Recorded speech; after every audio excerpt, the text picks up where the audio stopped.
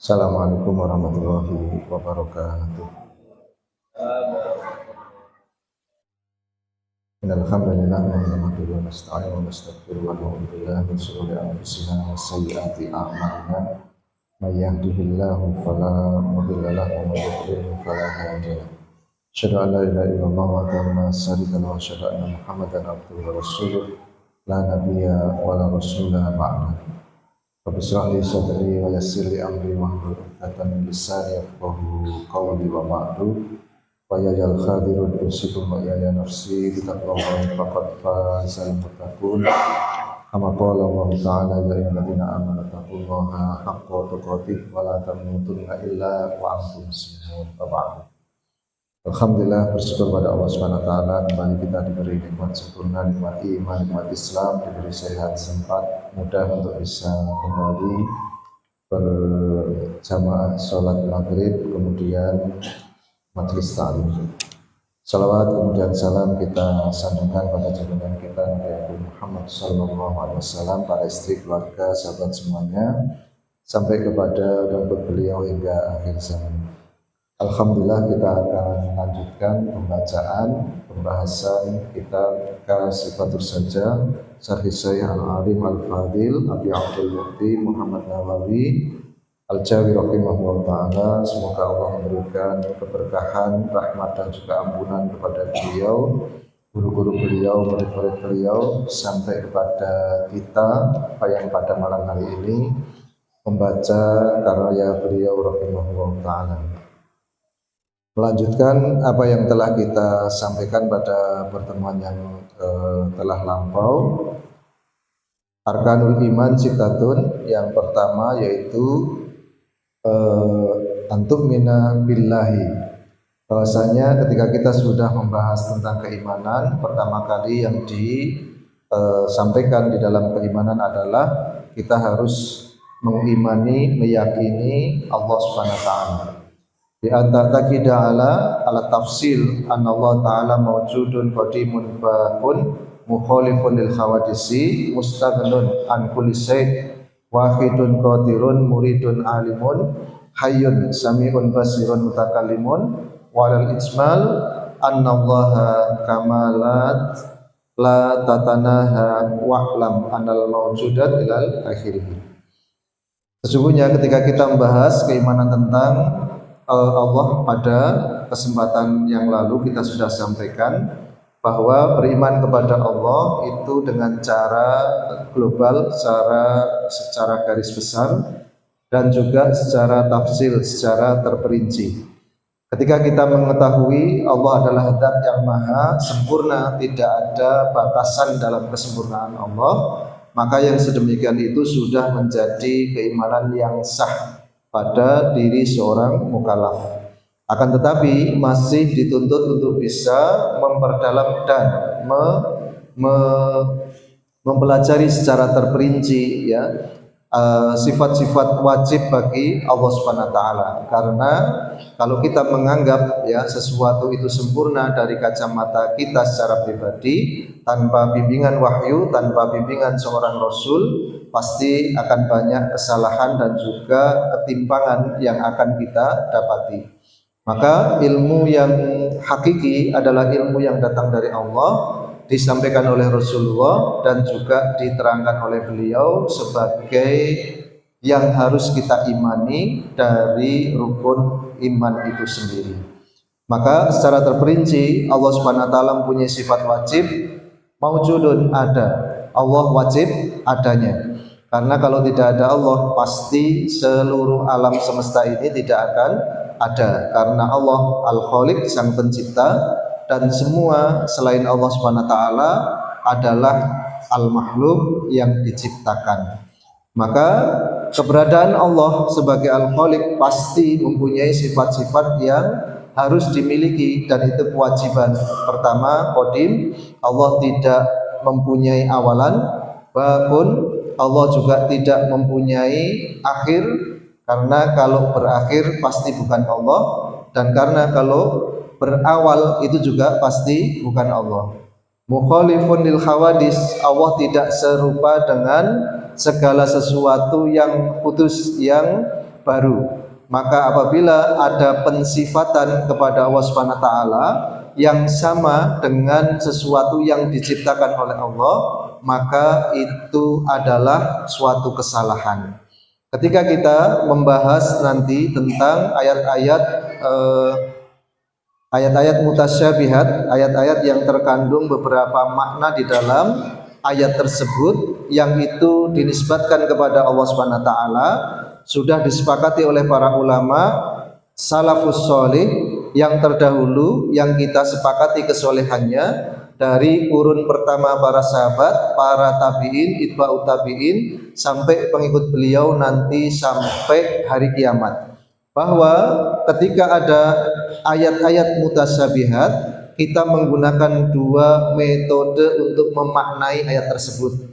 Yang pertama dengan takwil, dilarikan kepada makna lain yang memang ada dalilnya dari Al-Quran, atau disampaikan oleh Nabi atau ulama dengan pengambilan argumen yang memang bersumber dari Al-Quran maupun Al-Hadis. Namanya apa? Takwil. Jadi mentakwil itu sudah ada pada zaman sahabat, pada zaman tabi'in, pada zaman tabi'ut tabi'in, sampai nanti akhir zaman orang-orang yang itba kepada mereka pasti akan menggunakan salah satu dari dua metode tadi. Yang pertama apa? Takwil. Maka ketika ada ayat yang mengatakan yadullahi, tangan Allah, para mufassir yang menggunakan sistem takwil, mereka akan memaknai dengan selain tangan, kekuasaan atau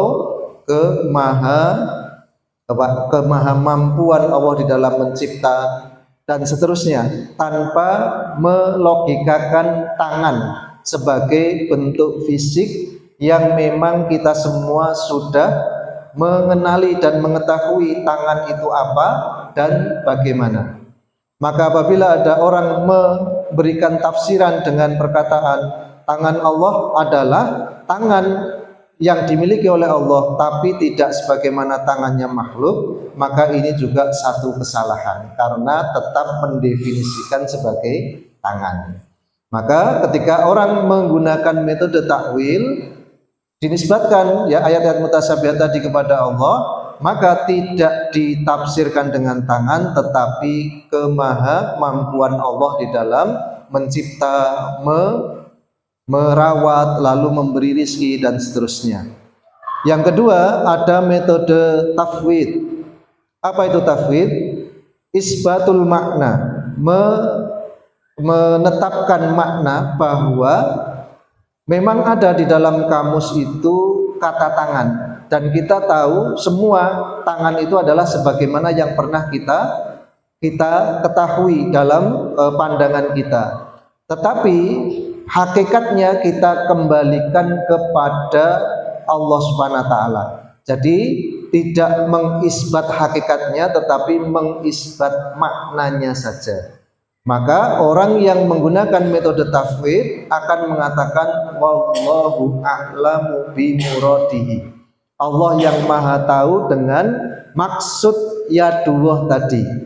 Akan tetapi di dalam penggunaannya ketika dituntut untuk menulis tafsir dari ayat tersebut, para ulama yang menggunakan kaidah tafwid, mereka tetap akan menggunakan kata yad tanpa membalikkan kepada makna bahasanya atau yang difahami oleh kebanyakan manusia dengan kata tangan tadi. Maka kalau kita lihat tafsir-tafsir kuno, ketika dibahas tentang yadullah utawi iku yate Allah, tidak dirubah maknanya. Kenapa? Karena yang tahu hakikat makna yadun itu adalah Allah itu sendiri. Tapi ketika kita ditanya, lah yad itu artinya apa? Yad itu artinya tangan. Tapi kalau sudah dikaitkan dengan asma Allah Subhanahu wa taala, yadullah, maka kita nggak tahu tangan yang seperti apa yang dimaksud oleh Allah. Maka di tafwid makna tangan kita tahu, tetapi yadullah yang paling tahu maksudnya adalah Allah sendiri. Gitu ya. Maka kalau kita menggunakan satu metode takwil, kita harus mengalihkan makna tangan sebagai selain bentuk fisik atau fungsi. Tetapi kalau kita menggunakan tafwid, maka kita serahkan maknanya langsung kepada Allah Subhanahu wa taala. Wallahu a'lamu bi muradi. Begitu. Maka kalau kita masih menjisimkan, menyamakan ya Allah dengan makhluk, itu bukan Allah, karena Allah mempunyai sifat mukhalifun lil hawadis, tidak serupa dengan makhluk. Kemudian Allah juga ya disifati dengan satu kesempurnaan. Apa itu setelah mukhalifun lil hawadis? Mustaghnun an kulli syai', tidak membutuhkan kepada sesuatu apapun. Kalau masih butuh berarti Allah itu tidak sebagaimana yang dikehendaki oleh Allah itu sendiri. Sebagaimana kesempurnaan seseorang makhluk apabila sudah mempunyai pasangan, diberi harta yang melimpah, lalu dikarunia anak, itu sempurna bagi makhluk. Ketika dinisbatkan kepada Allah, kesempurnaannya bukan seperti itu. Maka kalau ada orang yang menganggap Allah mempunyai anak, maka ini bencana besar. Gitu ya, karena Allah mustaghnun an kulli syai', tidak membutuhkan segala sesuatu. Maka kembali kepada makna zat tadi. Apa zat itu? Zat adalah sesuatu yang tidak membutuhkan kepada yang lain. Maka ketika butuh kepada yang lain, maka bukan zat. Ketika kita mengatakan Allah mustaghnun an kulli syai', maka kita tahu bahwa Allah tidak membutuhkan sama sekali dengan sesuatu selainnya. Maka kita sifati kesempurnaan Allah dengan kesempurnaan yang tiada batas. Ketika kita mengatakan seperti itu, kita tidak boleh menganggap ada sesuatu yang lain yang mempunyai kemampuan sebagaimana kemampuan Allah. Kalau Allah itu ada dua, pasti alam semesta akan rusak. Kalau Allah ada dua, pasti mereka mengkompromikan pastinya ya. Kita akan mengerjakan seperti ini, mengerjakan seperti itu. Berarti nggak ada kewenangan di situ. Maka Allah tidak seperti itu. Kalau Allah butuh dengan yang lain, ya, ketika kita mengatakan ada orang yang mampu memberikan mahdarat atau manfaat kepada kita, otomatis kita mempersekutukan Allah dengan yang lain, karena Allah tidak butuh dengan yang itu. Ketika kita mengatakan ya ada cabai yang bisa pedas dengan sendirinya, maka kita sudah melakukan kesyirikan. Cabai memang pedas, tapi pedasnya cabai karena diciptakan oleh Allah. Begitu ya. Maka mukhalifun lil hawadis. Ketika kita membahas zat Allah, Allah juga mempunyai sifat qadirun, maha mampu. Maka Allah mampu menjadikan sesuatu yang di logika makhluknya tidak mungkin. Nah, ini nanti keterkaitannya dengan mukjizat, karomah, ma'unah, lalu sesuatu yang memang di luar batas-batas ketentuan logis. Sebagaimana Nabi Isa membangkitkan orang yang sudah mati.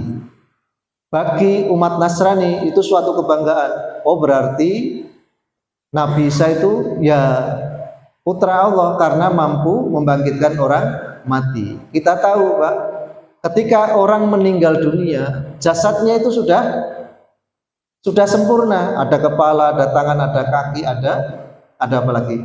Ada organ yang lain yang mendukung kehidupan. Maka ketika Nabi Isa meminta izin kepada Allah untuk menghidupkannya, Allah tinggal mengembalikan ruhnya, selesai. Tapi antum tahu enggak yang dimiliki dari Nabi Muhammad, mukjizatnya? Apa yang lebih istimewa dari menghidupkan orang mati? Oh, Pak. Ya? Aduan itu Al-Quran. Ya, itu kan narasi ya, yang betul foto-foto fisiknya. Kalau Nabi Musa bisa menghidupkan orang meninggal, Nabi Muhammad juga punya kualitas yang lebih dari itu. Ya, bulan ya, yaitu yang sebanding, maksudnya yang sebanding. Ya, mudah mengingat, kurang tepatnya. Ketika di Khaybar ada wanita Yahudi menyuguhkan kambing bakar kesukaan Nabi bagian kaki depannya. Ketika Nabi mau mengkonsumsi, sesudah digigit itu ya, daging tadi bisa berbicara. Jangan kamu makan aku karena aku beracun. Lah nek wedhus sikil tok iso ngomong, itu karo nguripke wong mati luwih hebat gila. Nah, itu ya. Kalau orang mati itu organnya masih sempurna, ada kepala, ada seluruhnya tadi ya. Tinggal Allah mengambilkan ruhnya. Dan ketika di Khaybar Nabi menggigit sepotong daging tadi dan dagingnya bisa berbicara, dan itu merupakan mukjizat dari Nabi sallallahu alaihi wasallam yang diberikan oleh Allah Subhanahu wa taala. Oleh para ulama dibandingkan kalau sekujur tubuh yang masih utuh bisa hidup lagi, itu lebih mudah karena Allah tinggal mengembalikan ruhnya. Lah ini sepotong daging, Pak, bisa bicara. Atau yang lebih lebih ekstrim lagi, kalau daging itu kan dulunya ada darahnya, ada badannya utuh. Dulu Nabi sebelum mempunyai mimbar itu ketika mau naik berkhutbah atau memberikan nasihat kepada para sahabatnya, beliau sering meletakkan tubuhnya bersandar pada sebatang kayu. Ketika ada satu kaum dari kaum dari Ansor yang menawarkan mimbar pada Nabi sallallahu alaihi wasallam, maka ketika berkhutbah Nabi menaiki mimbar dan duduk di mimbar tadi. Seluruh sahabat dengar itu, kalau batang kayu tadi itu nangis. Ketune mboten kantenan. Karena Pak tidak dijadikan sandaran lagi bagi Nabi sallallahu alaihi wasallam. Itu. Jadi kalau kita akan bandingkan seluruh mukjizat para nabi, para rasul dengan mukjizatnya Nabi sallallahu alaihi wasallam, pasti akan lebih istimewa mukjizatnya Nabi sallallahu alaihi wasallam. Maka dalam hal ini yang hebat bukan Rasulullahnya, tetapi yang hebat adalah Allah, karena mampu menjadikan segala sesuatu itu terjadi di luar logika manusia normal. Ya. Kira-kira nek antum duwe kanca jajal nek iso tokke unta saka jero watu iki. Kan mumet antum ya. Wong unta iki biasane ya saka mbokne saka mbokne meneh. Kok njaluk unta metu saka watu. Tapi karena para nabi, para rasul mempunyai pengetahuan tentang Allah yang sempurna, Nabi Soleh mengiyakan, nek pancen sing kaya ngono kuwi ndadekke kamu beriman, saya akan pintakan. Diketuk sebuah batu, terbelah keluar untanya. Ini yang hebat nabinya apa? Allah Subhanahu wa taala. Ya Allahnya. Maka Allah itu apa? Qadirun, maha mampu. Muridun, maha menghendaki. Apapun yang dikehendaki oleh Allah Subhanahu wa taala pasti akan terjadi, dan apapun yang tidak dikehendaki oleh Allah Subhanahu wa taala tidak mungkin terjadi. Inilah nanti yang ada kaitannya dengan qada qadarnya Allah Subhanahu wa taala. Kemudian Allah alimun, maha mengetahui. Nah, ini nanti juga ada beberapa pemahaman tentang pengetahuan Allah dari beberapa sekte di dalam Islam. Ada sekte Murji'ah, ada sekte Mu'tazilah dan lain sebagainya. Sebagian dari mereka meyakini bahwa ilmu Allah itu baru datang ketika ada perubahan. Jadi Allah tahu kalau ada saya akan apa, Allah belum tahu, kecuali saya sudah melakukannya. Nah, ini dari sekte Mu'tazilah tadi. Maka di dalam hal ini Ahlussunnah mengatakan Allah itu alimun, mempunyai pengetahuan, dan pengetahuannya itu maha, tidak sebagaimana pengetahuan makhluk. Maka di dalam Al-Quran, jangankan ya apa yang kita akan lakukan, nantinya kita akan seperti apa Allah sudah tahu. Berapa jumlah rintik hujan yang turun, daun kering yang gugur, ya, berapa orang yang akan mati dalam sehari, berapa orang yang akan lahir dalam satu hari, Allah sudah mengetahui.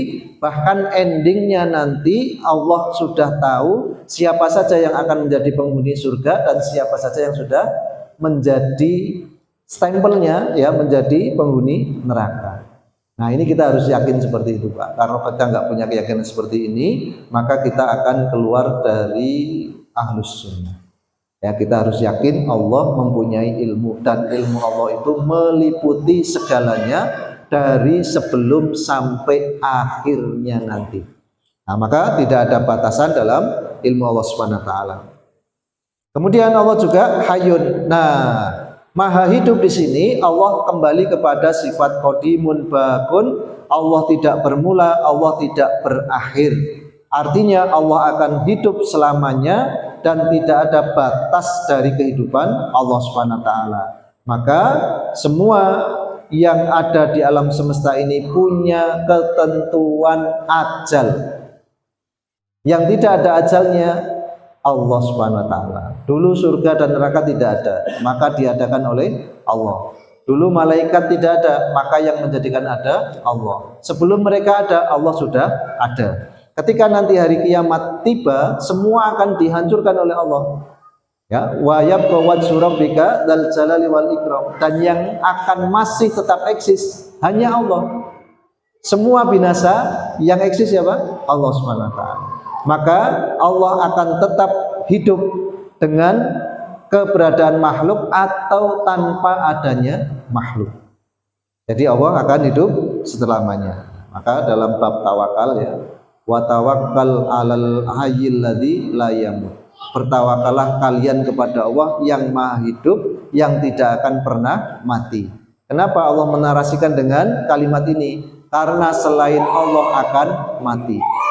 Kita punya backing ya, pendukung di belakang kita, bintang 1, bintang 2 sampai bintang 7 gitu ya. Itu ya artinya semua nanti akan mati. Pada akhirnya kalau mereka nggak mati duluan, kitanya yang akan mati sendiri.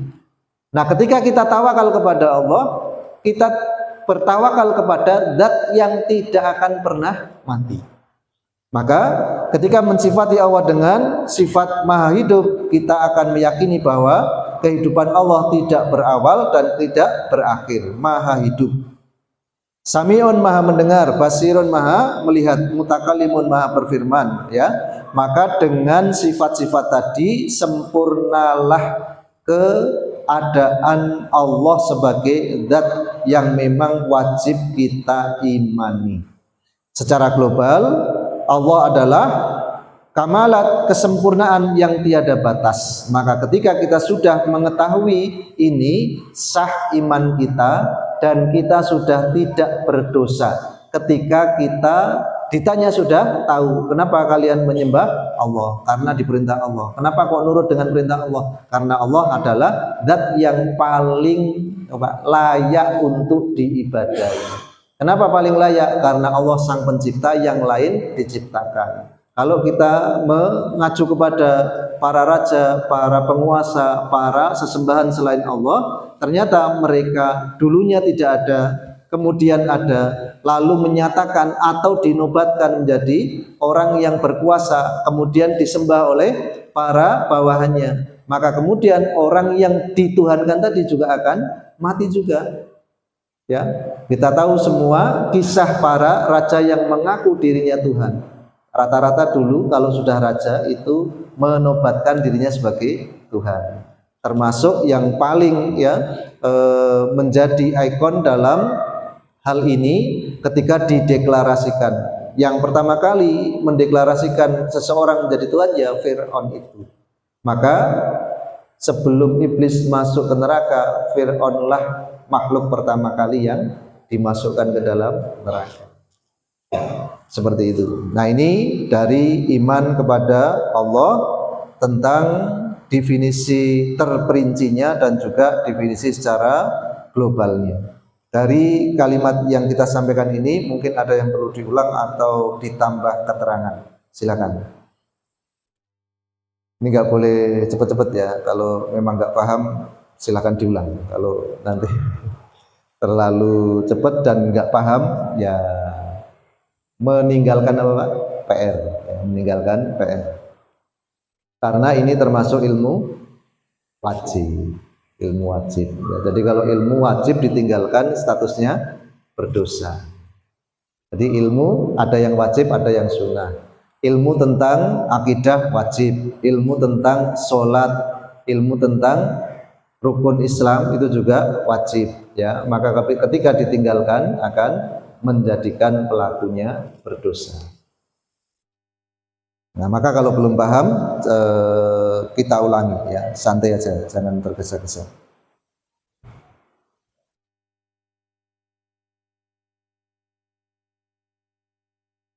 Cukup? Menangnya bingung kayak ya. Insya Allah paham ya, insya Allah paham ya. Jadi kalau kita sudah bahas zat Allah tadi, kita harus menisbatkan sifat yang harus dimiliki oleh Allah. Maka sifat yang wajib bagi Allah 20 ya, sebagaimana yang kita pelajari di dalam Aqidatul Awam ya. Allah maujud ya, Allah wujud, qidam, baqa, mukhalafatul khawadisi, yamu binafsi, wadaniyah, qudrat, iradah, ilmu, ayat, sama, basar, kalam, terus sampai yang ke-20 mutakaliman. Itu dari beberapa ulama kalam, ada yang menyebut sampai 20, ada yang hanya 11, ada yang hanya 7, tapi maksudnya sama. Karena selain yang 7 itu adalah sifat tambahan yang menjadikan sempurna bagi yang 7 tadi. Maka ada sifat nafsiyah, ada sifat salbiyah, ada sifat maknawiyah. Ini yang harus nanti dipelajari pelan-pelan ya. Nah, kita sudah sampaikan secara terperinci dan global tadi. Nanti penjelasan detailnya tentang sifat-sifat wajib bagi Allah di pelajaran Aqidatul Awam gitu ya, karena ini bukan materi pokoknya.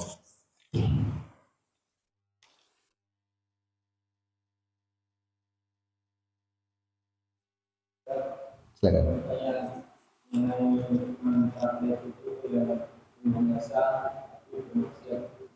Ya.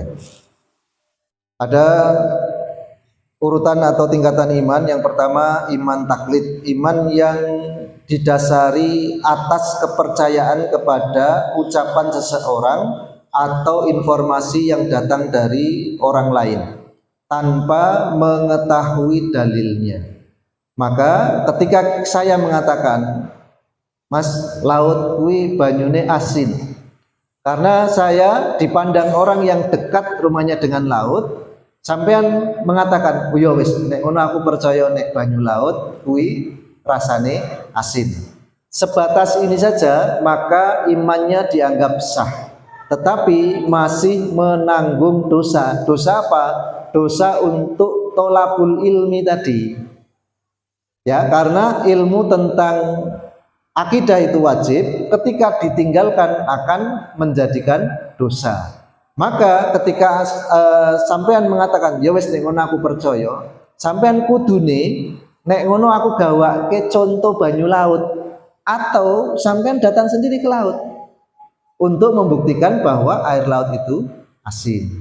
Maka dengan dalil dibawakan sampel air laut atau kita datang ke laut tadi, gugur taklid kita menjadi iman ilmin. Kita iman tapi sudah mempunyai ilmu. Oh benar, dalilnya apa? Dalilnya kemarin saya dibawakan sampel air laut dan betul-betul asin. Begitu. Ketika belum sampai ke tarapan ini, ya imannya sah karena sudah mengakui keberadaan Allah. Tapi dia berdosa karena meninggalkan observasi, meninggalkan mencari kebenaran informasi tadi, begitu ya. Ya, ada yang lain? Silakan. Ya. Ini kan banyak fenomena orang yang bunuh diri. Lalu orang yang bunuh diri itu apakah ada masuk kesempatan? Karena kita di akhir orang muslim yang bunuh diri bisa. Itu apakah ada pintu surga dia atau tidak? Oke. Fenomena bunuh diri ya. Jadi bunuh diri itu tidak hanya sekarang, tapi dari dulu sudah banyak, dan ini karena keterbatasan ilmu dan tipisnya akidah mereka pastinya ya. Selama mereka berstatus muslim, maka bunuh diri ini dianggap sebagai dosa besar.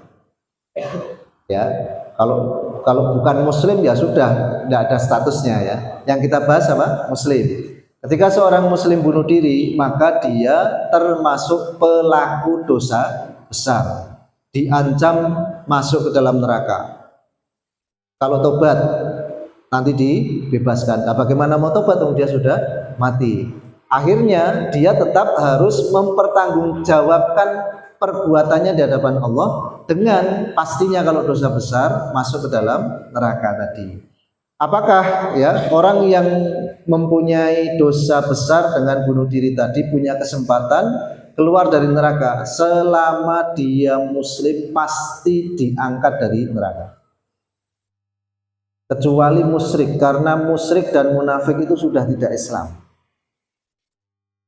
Ya, innallaha la yaghfiru ayyushraka bika syai'an ayyushraka bihi syai'an wa yaghfiru ma duna dzalika liman yasha.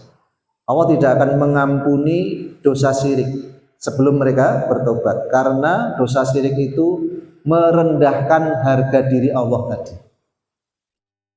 Kedua, innallaha jami'ul munafiqina wal musyrikina finnari jahannam jami'an. Allah mengumpulkan orang munafik, orang musyrik di neraka jahanam semuanya. Karena orang munafik itu apa definisinya? Orang Islam, orang yang menampakkan keislaman padahal di dalam hatinya kafir. Yang dinilai lisannya, tampilannya atau hatinya? Hatinya, maka dia kafir. Ketika Islam, dia akan diselamatkan. Maka ada satu hadis Nabi, ini bukan pembenaran ya, ojo terus krungu hadis iki terus engko kewanen gitu ya. Jangan gitu ya. Wasafaati li ahlil kabairi min ummati. Nabi SAW pernah bersabda dalam satu hadis, dan syafaatku, salah satu fungsi syafaat Nabi nanti untuk para pelaku dosa besar dari umatku. Maka semua dari alam semesta ini semenjak Nabi Adam sampai nanti hari kiamat, ketika mengetahui ada Nabi yang diutus akhir zaman, pembawa rahmat, semua menginginkan menjadi umat beliau. Kenapa? Karena status syafaat Nabi itu nanti yang akan bisa menyelamatkan orang-orang dari neraka. Sampai seperti itu. Ya, jadi orang yang masih mempunyai dosa, belum selesai urusannya dengan sesama makhluk karena berbuat dolim, atau mempunyai permasalahan hutang, ya, maka di hadapan Allah nanti akan diadili dengan seadil-adilnya, dan tidaklah mereka masuk neraka kecuali untuk membersihkan apa? Dosa-dosanya tadi. Jadi kalau distatuskan kamu salah, kamu punya dosa besar dengan bunuh diri tadi, maka kamu harus dibersihkan dulu. Maka masuknya neraka orang Islam itu hanya untuk membersihkan dosanya. Setelah ketentuan yang ditetapkan oleh Allah, dosanya dianggap selesai atau mendapatkan syafaat atau mendapatkan keringanan dari Allah, maka orang ini akan mendapatkan kesempatan untuk keluar dari neraka. Maka ada penghuni neraka, ada ahli neraka. Siapa yang tidak bisa keluar dari neraka? Ahli neraka. Kalau penghuni neraka, sebagian orang yang tadi ya bermasalah dan harus diselesaikan hukumannya tadi, maka ketika sudah selesai masa hukumannya akan diangkat oleh Allah SWT. Maka nanti ada hadis tentang orang yang keluar dari neraka yang terakhir. Itu orang Islam pasti. Kenapa paling terakhir? Masalahnya banyak. Kenapa masalahnya banyak? Ya dia pelaku dosa besar, sering dan tidak bertaubat. Nah, maka yang seperti ini ya carry mestinya ya. Wallahu a'lam ya, jadi seperti itu. Yang lain? Silakan.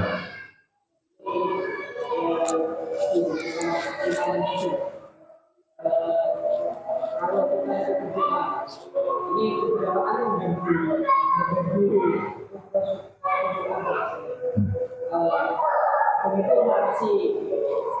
menambahkan narasi bahwa Allah itu ada informasi pengakuannya gitu. Ketika itu kayak ada pemikiran lewat, pemikiran ayat saat itu mungkin ada yang sebelum itu ya. Seakan-akan tuh kayak dia gitu. Jadi yang kan kita mendiskusikan dari Allah itu informasi pengakuannya. Tapi itu kayak misalkan lewat itu. Berarti yang sebelumnya Allah ini adalah yang informasi itu. Oh. Ketika kita berdoa pakai narasi ya arhamar rahimin, wahai zat yang paling mempunyai sifat rahmat dari segala sesuatu yang dinisbati dengan sifat rahmat tadi. Berarti ada selain Allah yang mempunyai sifat rahmat, begitu ya? Ya, narasinya tidak salah, cuman pemahamannya saja yang harus dibenarkan. Ketika kita mengatakan ya arhamar rahimin, wahai zat yang paling ya mempunyai kasih sayang, artinya selain Allah itu hanya dititipi sifat rahmat tadi. Sebagaimana satu hadis, rahmat Allah itu 100 poin. 99 nanti akan diberikan di akhirat dan 1 poin diturunkan untuk semua makhluknya. Maka ada yang mempunyai titipan persentase yang banyak, ada yang sedikit. Berarti kalau kita dibagi alam semesta 1% itu ya, 1% dari 100 tadi sifat rahmatnya Allah, itu kan sedikit-sedikit itu ya. Maka ketika Nabi sallallahu alaihi wasallam memangku cucunya ya Abdullah ketika itu putrinya anak dari putrinya Zainab itu sakit keras sampai sakarat. Sudah tidak ada itu, nyawanya sudah tidak ada. Maka Nabi memangkunya lalu meneteskan air mata. Sahabat Umar menanyakan, "Wahai Rasulullah, air mata apa itu?" Maka Nabi mengatakan, sesungguhnya Allah mengasihi orang-orang yang di dalam hatinya mempunyai kasih sayang. Artinya rahmat selain milik Allah itu hanya titipan saja tadi. Sama dengan anugerah. Ya. Kita punya kemampuan tertentu. Itu murni karena kita bisa seperti itu atau anugerah dari Allah? Anugerah dari Allah. Ya, seperti itu aja ya. Jadi kalau kita mengatakan dalam doa kita panjang lebar lalu kita akhiri ya arhamar rahimin, ya kita jangan punya pikiran tadi ya dari bisikan setan tadi. Oh, berarti ada yang lain selain Allah yang punya sifat Rahman. Nah, ini yang seperti ini nanti yang bisa menjadikan kemusyrikan. Begitu ya. Nah, sama dengan orang yang mengartikan la ilaha illallah. Berarti ada dong ilah selain Allah. Ada enggak? Ada. Kenapa disifati dengan la ilaha illallah, la ma'buda bihaqqin illallah? Tidak ada yang berhak disembah dengan hak, dengan betul-betul hakikat kecuali Allah, karena ada orang-orang yang menyembah selain Allah. Hakikatnya mereka itu Allah atau bukan? Bukan. Tapi dianggap atau dipersepsikan sama seperti orang yang punya kasih sayang. Oh, berarti ini kewelasan kasih sayang yang dimiliki orang tadi. Bukan, itu hanya anugerah dari Allah. Gitu ya. Maka 99-nya nanti akan diberikan ketika di akhirat, berupa syafaatnya Nabi, berupa ridho, berupa surga, berupa bisa melihat zat Allah. Nah, itu sudah 99 selain di dunia tadi. Gitu ya. Jadi ketika kita mensifati zat Allah, kita langsung kembali kepada laisa kamislihi syai', mukhalafatun lil hawadis. Allah tidak serupa dengan makhluk. Apabila kita mensifati Allah lalu terbersit sifat-sifat makhluk, maka kita harus buang Allah bukan makhluk. Kalau ada Allah yang punya atau ada makhluk yang punya sifat-sifat sebagaimana Allah, maka itu hanya anugerah saja dari Allah. Dan salah satu tadi ya dari anugerah Allah tentang rahmat bukan ketika kita kehilangan terus kita punya rasa menyesal dan belas kasihan, tidak. termasuk ketika ada orang tua, induk atau apapun namanya dalam makhluk yang mempunyai anak, maka kasih sayang itu mesti muncul, Pak. Maka kalau ada orang tua tidak sayang pada anaknya, itu dipertanyakan, wong tua apa dudu? Begitu ya. Karena rahmat itu 1 dari 90% yang diberikan di dunia tadi. Maka narasinya yang dibangun oleh hadis ya, kalaulah bukan karena rahmat Allah, pasti ya anak-anak singa akan dimakan oleh induknya. Tapi kenapa ya seekor harimau, seekor singa tidak memakan anaknya? Karena ada rahmat tadi. Gitu kira-kira. Cukup? Ya. Jadi kalau perlu tambahan atau pengulangan bisa, insya Allah bisa. Jangan segan maksudnya begitu. Saya kira cukup ya, sudah masuk Isya. Insya Allah kita akan lanjutkan terusan dari pembahasan kitab ini di bab iman kepada Allah di kesempatan yang akan datang. Aku lu qauli hadza astaghfirullah li wa lakum wa lisa'il muslimin min kulli dhanbin astaghfirullahal azim. Kita tutup dengan doa kafaratul majlis. Subhanallah wa bihamdika asyhadu an la ilaha illa anta astaghfiruka wa atubu ilaik. Alhamdulillahirabbil alamin. Assalamualaikum warahmatullahi wabarakatuh.